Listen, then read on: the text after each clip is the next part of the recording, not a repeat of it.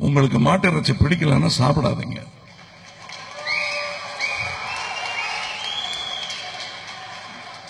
அது எக்காரணத்திற்காக நீங்கள் சாப்பிடக்கூடாது என்பதற்கு மருத்துவ ஆதாரங்கள் இருக்கிறது. அதனால் சாப்பிடாதீர்கள்.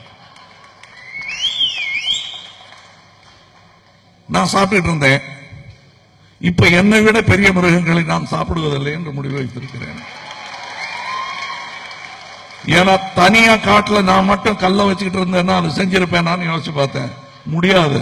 வலுவில்லாத போது எதற்கு இப்ப வசதி வந்துவிட்ட ஒரே காரணத்தினால் நீ பெரிய மிருகங்களை சாப்பிடுற, முடிந்தால் சின்ன மிருகங்களை சாப்பிடு. அதுவும் கிடைக்கலன்னா என்ன கிடைக்குதோ அதை சாப்பிட்டு போ.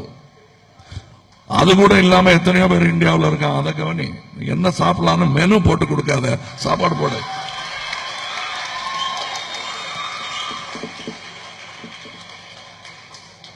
இன்றைய உலக விஞ்ஞானிகள் பூச்சிகளை சாப்பிடுவது நன்று, மாடு கன்றுகளை சாப்பிடுவதை விட அது பெட்டர்னு சொல்றாங்க. இப்ப புரியாது, எல்லாரும் சிரிப்பீங்க. இன்னும் 30 வருஷம் கழிச்சு அது ஒரு பெரிய இண்டஸ்ட்ரியா மாறப்போகுது. தெரிந்தவர்களுக்கு அது தெரியும். என்ன பூச்சி காட்டுறேன் இப்ப, அப்போது பெருவிருந்தா போகிறது வருங்காலங்களில். அப்பொழுது யாராவது ஒரு பூச்சி சாமியார் வந்து அதெல்லாம் சாப்பிடக்கூடாதுன்னு சொல்லுவார். அது நடந்துகிட்டே இருக்கும்.